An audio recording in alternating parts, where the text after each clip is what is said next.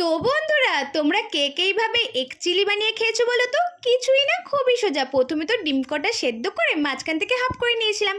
অন্য একটা বাটিতে অ্যারারুট, গোলমরিচের গুঁড়ো, নুন আর লঙ্কা গুঁড়ো জল দিয়ে কিন্তু একটা ব্যাটার তৈরি করে নিয়েছি। তারপরে কিন্তু সাদা তেল গরম হয়ে যেতে ব্যাটারে কিন্তু ডিমগুলো দিয়ে কিন্তু ভেজে তুলে নিয়েছিলাম।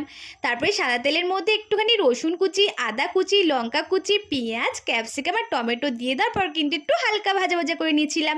তারপর কিন্তু নুন আর গোলমরিচ দিয়ে দেওয়ার পর কিন্তু আমি 3 রকমের সস দিয়েছিলাম, যেমন টমেটো কেচাপ, সয়া সস আর চিলি সস দিয়ে কিন্তু আমি একটা সুন্দর গ্রেভি তৈরি করে নিয়েছি। তারপরে তো আমি একটু কাশ্মীরি লঙ্কা গুঁড়ো, চিনি আর জল দিয়ে ফুটে আসার পর কিন্তু আমি ডিমগুলো দিয়ে দিয়েছিলাম। দেখো কত সুন্দর কালারটা হয়েছে না?